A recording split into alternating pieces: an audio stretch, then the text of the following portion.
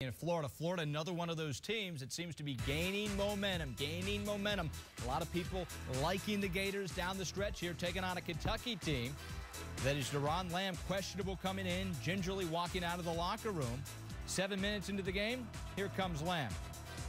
I'm telling you, this is impressive. He sprained his ankle, and you find out how tough a kid is. He didn't have to play today. He's going to be in the NCAA tournament. Looked pretty good moving around.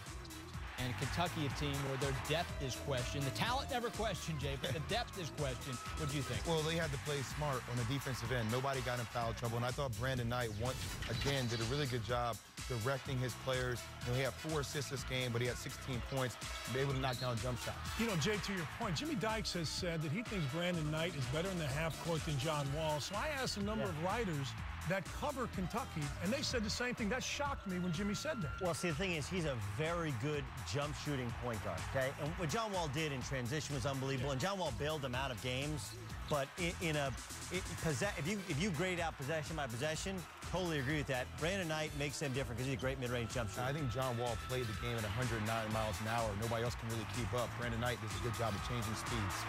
And Florida made a bit of a run, but every time the Gators made a run, Brandon Knight and Kentucky able to answer the challenge. And Wildcat Nation going wild. They win the SEC tournament 70-54. You look at Kentucky's number. They're not deep, but every one of those guys can go 4 guys in double figures. Coach Calapari with Shannon Spake.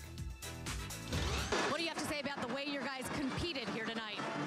Well, the last 5-6 games, we've really taken it up a whole notch.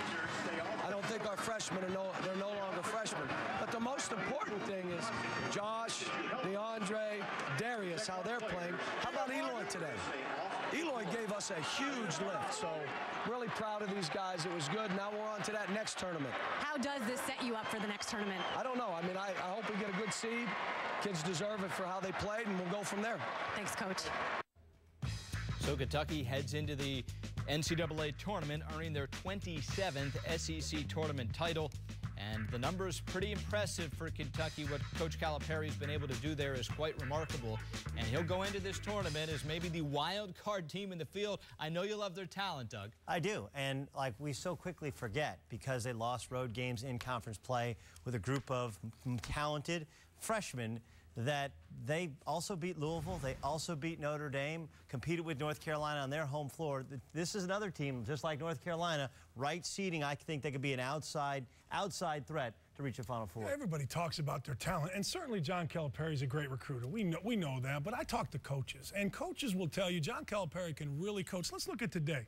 Championship game of their conference tournament. They shoot 29 free throws. That means they're running pretty good stuff. I know there's athletic ability. I know they go to the rim, but the pin downs against Alabama, talking to Dan Hipsher, assistant coach at Alabama, he said the pin downs, the movement has been exceptional. This Kentucky team has really improved, particularly offensively.